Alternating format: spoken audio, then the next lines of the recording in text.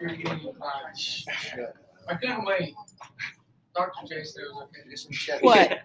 For me to eat tuna in class. No. Please spill it all over That's the not what I'm carpet. turning you in. It's just a scrimmage. You guys, I do drugs now. Why did she say you could eat tuna in my class? Because I was starving to death. I Okay. needed to eat something. In my class in particular?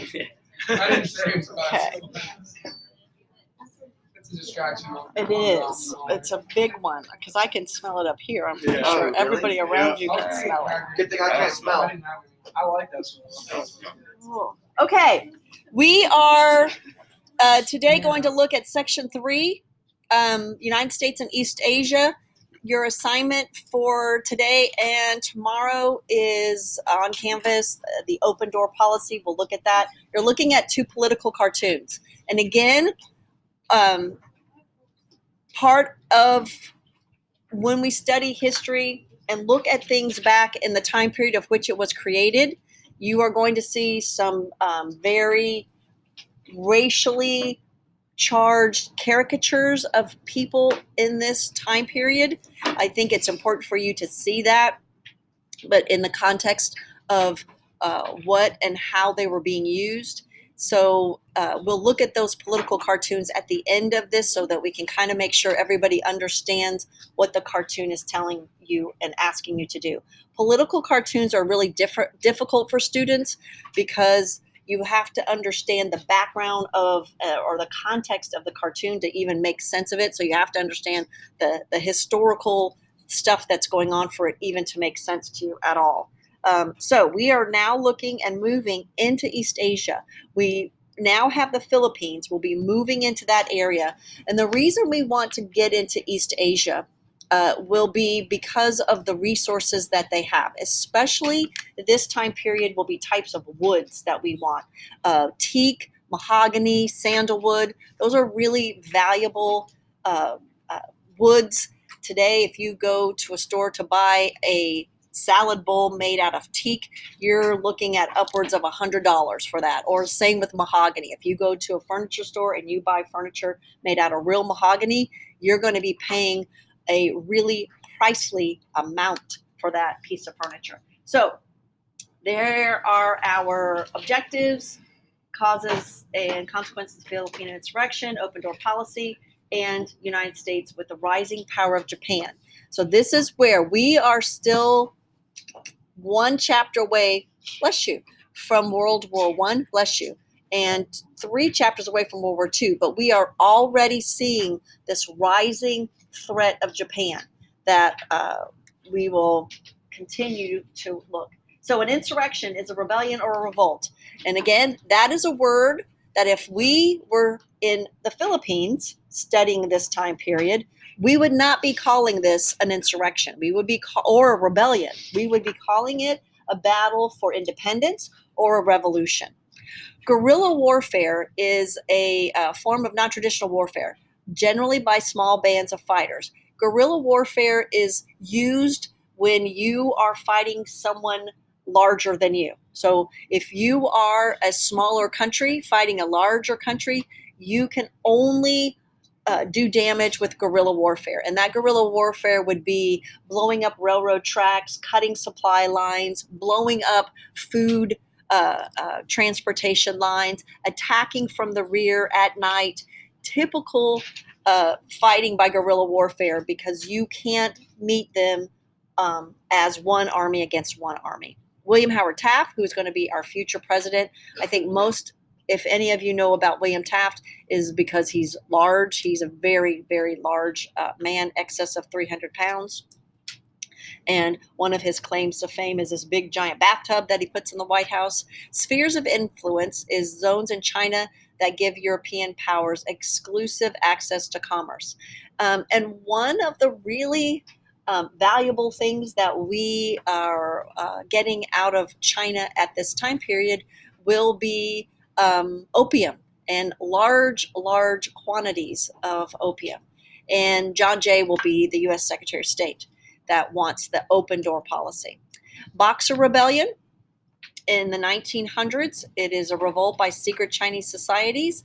Here's, again, where Americans see something and get it incorrect, we don't have a word for martial arts at this point. We know what boxing is. So these are not boxers. These are groups of men, these secret societies that are martial arts experts. And what we see as Americans, it looks like boxing to us. So these are just really young men with their sensei and learning. I don't know what Chinese martial arts they would be learning, but particular to China. And we just call it boxers. So we don't have a word for that. Open door policy, again, Secretary of State John Jay's policy of opposing European colonies and spheres of influence. And then lastly, we're going to look at the Russo-Japanese War. It is a war that shocks and sends throughout the world shockwaves, because Japan, little teeny tiny island of Japan, is going to go to war with big gigantic Russia and win very easily. In 1 year, destroys Russia, and it sends shockwaves.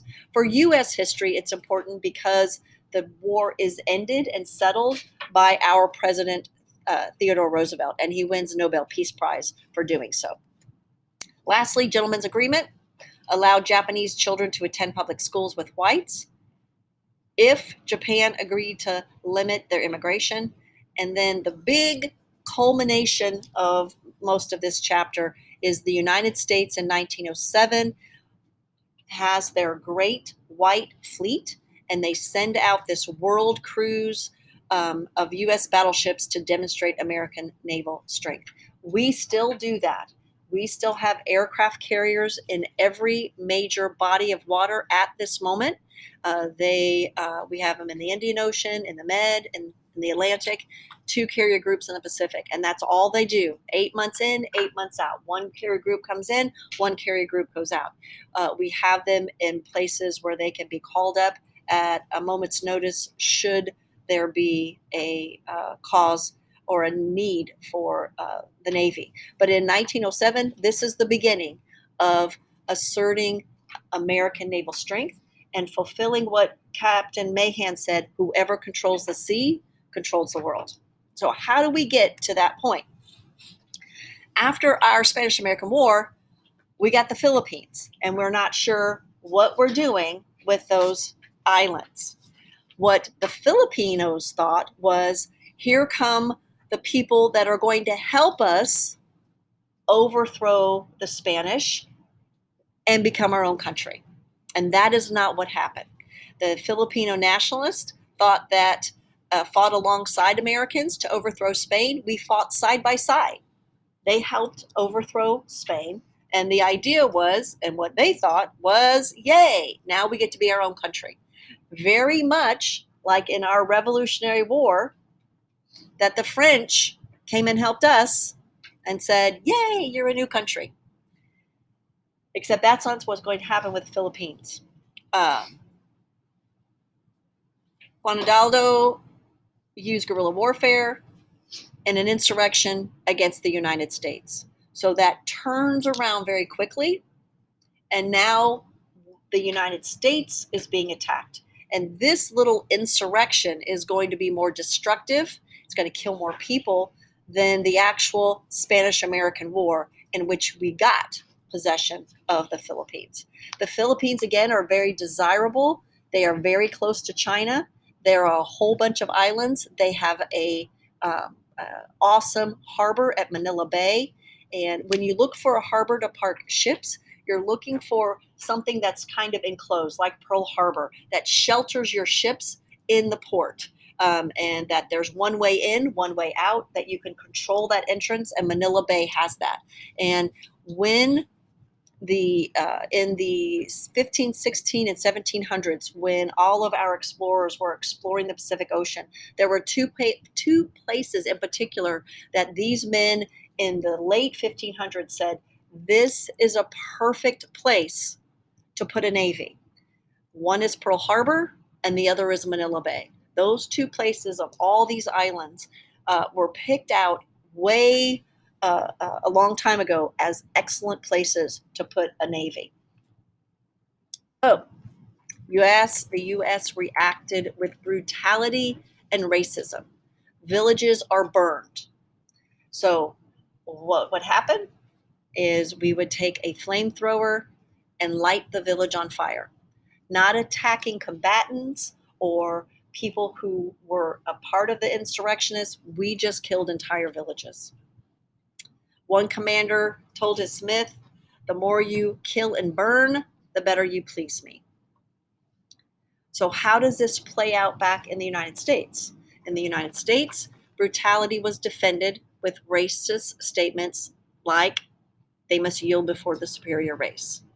And so in this aspect, the insurrectos or the insurrectionists are quickly dealt with in a manner that is, again, very brutal and definitely included people that were not part, women, children, grandparents. And as a result of this, this acceptance, because of the idea of nationalism and imperialism, they must yield. Oh, we end it with, in 1901, and William Howard Taft is appointed the governor of the Philippines. And as always, with important parts of our history or sticky moments in our history, I like to say, we got some bad stuff, but we also have some good stuff. The bad stuff, obviously, is William Howard Taft is appointed the governor of the Philippines when the Filipinos think they're going to be free. They have lived always under an oppressor of either Spain or someone else, and now they thought they were going to be rid of it, and now it's the United States. Taft is going to do two things, again, that would not be allowed in the United States. He would not have been able to censor the press or put in jail people who disagreed with him, but in the Philippines, he's allowed to do so. But at the same time, establishes a healthcare system. Now, this is going to be one of the things that the people in the United States are going to say, well, wait a minute. People in the Philippines get a healthcare system and we do not? Staffed schools, so begin building schools, but that is also with the caveat or the idea that those schools are going to be teaching, you think they're teaching in Filipino or English? English, right? So they'll be teaching in English. They'll build roads and bridges, and they will extend limited self-rule.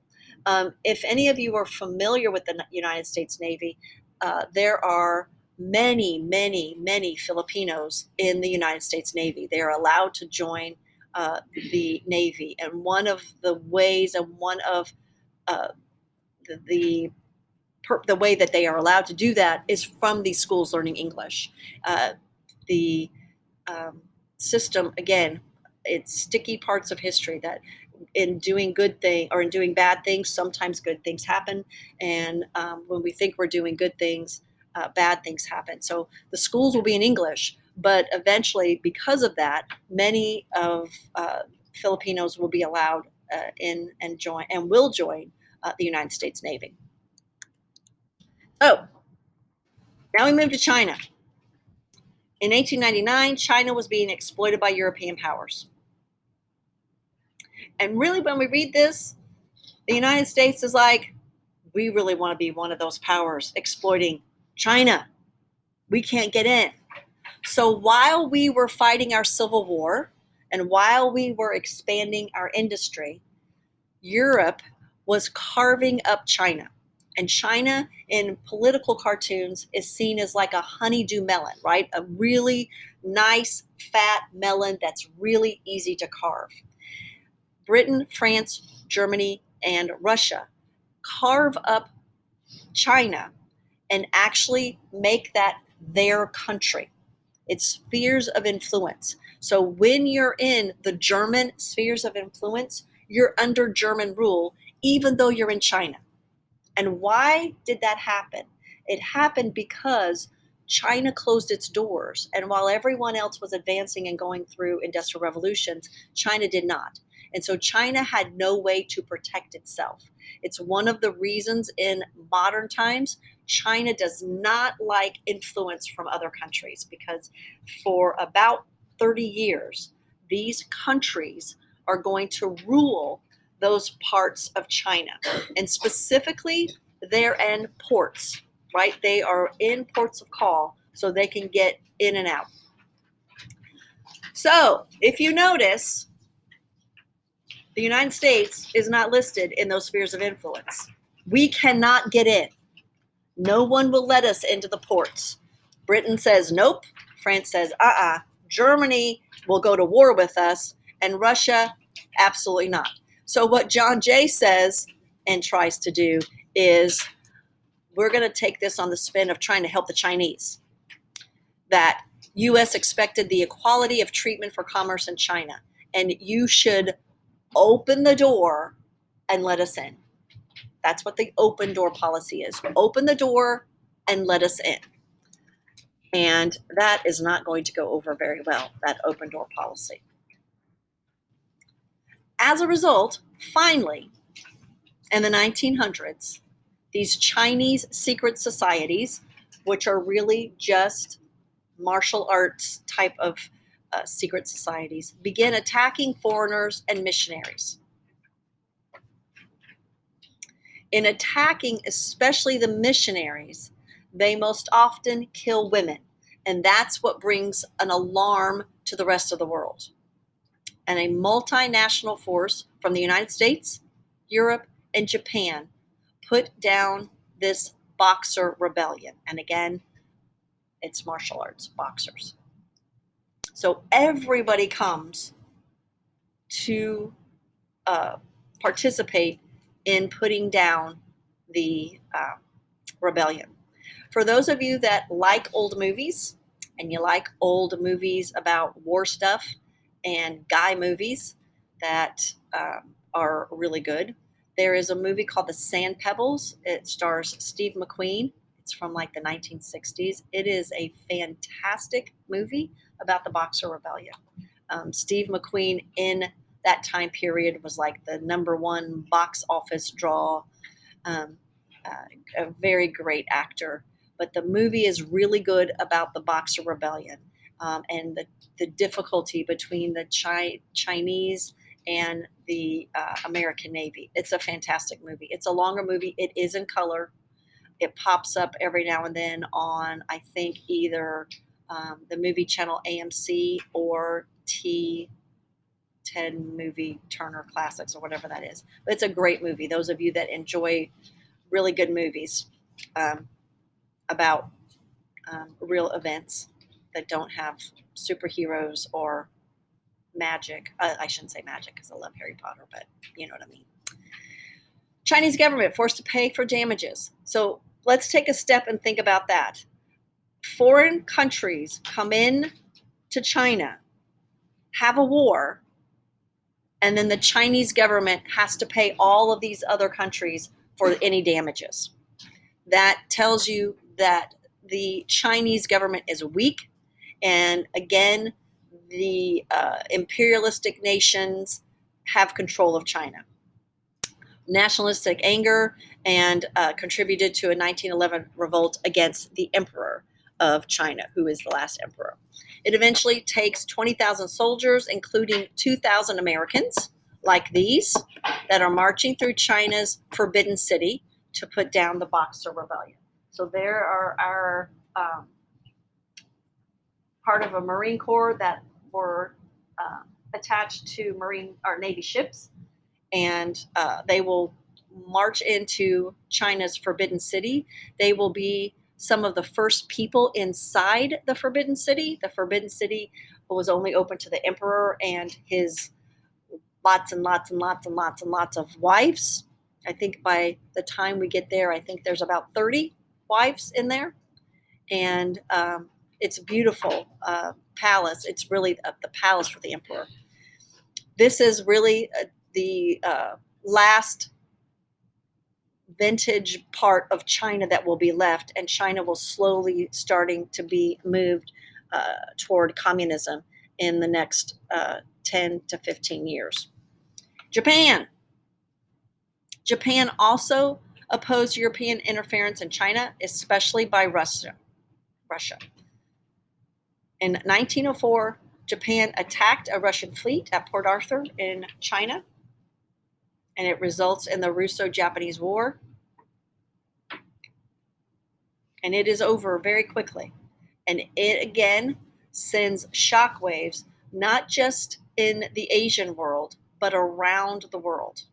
In 1905, Roosevelt is awarded the Nobel Peace Prize for his role demonstrating America's new stature in the world. And that again is a very prominent, important puzzle piece in this United States becoming a world superpower. And President Roosevelt has a big role to play in that as winning the Nobel Peace Prize. Militarily, the fear is now Japan, and Japan has a very powerful navy. The difficulty with having a very powerful navy, as we have just taken part in, you have to have places to put that navy. You also have to have fuel for that navy. And the island of Japan does not have fuel. And that is why they attacked Russia. They want Russian oil fields, and they will slowly start to move through Asia, causing great difficulty, horrendous loss of life.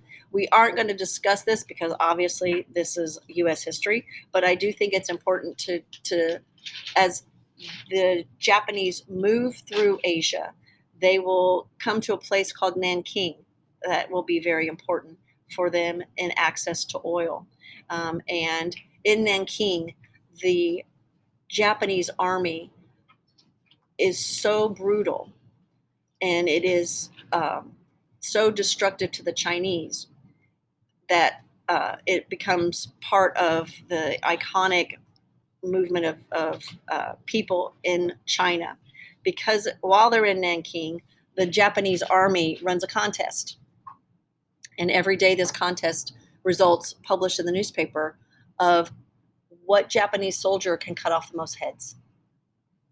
This is the 1920s. This is not Middle Ages. This is the 1920s. And heads are cut off of Chinese and displayed. Again, this is not my world history class where we're cutting off heads and putting them on pikes in front of the Tower of London. This is 1920. Women are brutally raped and brutalized.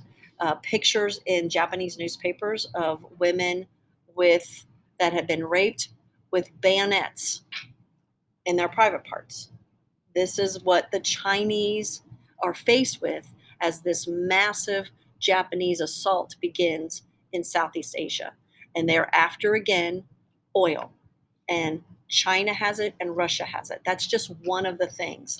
When we get to World War II, one of the reasons that Koreans hate Japan so much is that the Japanese would kidnap Korean women and they would follow Japanese troops. They were called comfort troops.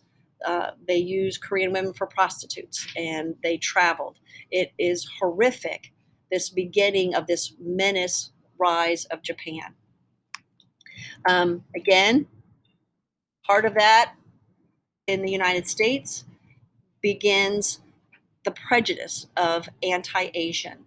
And again, this part of our immigration is the difficult part because our immigrants in the 1850s coming from Europe did not look different. So the target was not as easy. But these are obviously groups of people that physically look different. And so this anti-Asian prejudice, especially on the West Coast, and that will be primarily where this prejudice will take place, will disrupt relations with Japan. San Francisco School Board banned Asian students from attending classes with white students. Japan is going to be insulted. President Roosevelt becomes involved with that, negotiates a gentleman's agreement. And a gentleman's agreement is an agreement with a handshake. And I don't know that we have gentlemen's agreement. It most often happens, I think, if you want to take it in a real world, on car sales lots, that you shake hands and you agree this is what we're going to do. And it's called a gentleman's agreement, that you honor the agreement that you shake hands with. And what Roosevelt negotiates is that the school board, because Roosevelt has absolutely zero control over the San Francisco School Board, right? That's a California state legislation, and they can do what they want. Roosevelt's gentleman's agreement in negotiating says, San Francisco, let's remove that. And what we'll do is we'll limit new immigration into California. So you will allow those students to attend with whites, but they will also begin to limit immigration to the United States. At this point, Japan really no longer wants to immigrate because they have all the stuff they want. They have all the technology, they have all the skills, and so that really doesn't become that difficult for Japan to adhere to. Lastly, President Roosevelt reminds the world of America's rising military power by sending the Great White Fleet of 16 battleships, 16, on a world cruise in 1907. It's called the Great White Fleet because our ships are usually painted gray. Part of the interesting backstory of this is, if you recall, when we read about Teddy Roosevelt, that he lost his wife and his mother on the same day, and that he lost his wife and he had a young daughter. That young daughter grew up to be, in what 1907 would be called, a very fast young lady, meaning in modern time, she moved around a lot with a lot of different people. Let's just say a lot of different guys. And President Roosevelt needed to get her out of Washington, D.C., because she was causing a scandal with her relationships, her dress, etc.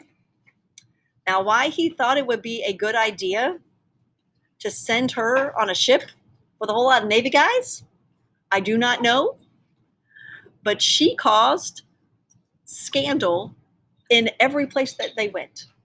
Every place. I just don't know what that dad was thinking, because that is not something that I need to get her out of Washington, D.C. because she is causing a scandal with all the young men in Washington, D.C. I know, let's put her on a ship with a whole lot of Navy guys out at sea. I guess maybe he thought the news wouldn't get out, but it got out rather quickly. But this is the culmination of what we've been leading up to in the last 2 chapters, the United States becoming a superpower.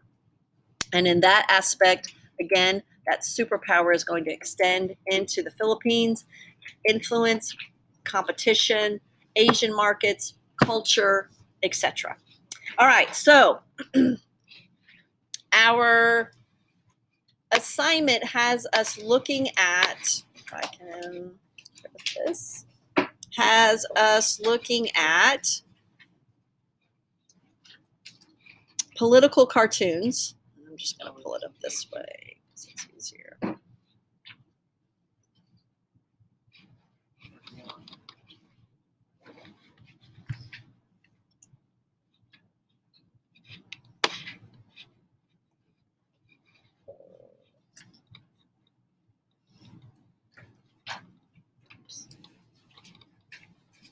All right, so in this cartoon, not so overtly characters of races. What this one you need to make sure is you can identify what each country is. So hopefully you got the tall guy. You can figure out who the tall guy is. This one should be fairly obvious. He, with his British, he is British. The German guy over here with the pike, you can always tell Germans with pikes, they always have lots of stuff on their head. Oops, shoot. Hang on, let me slide this back over. Our make this smaller. Our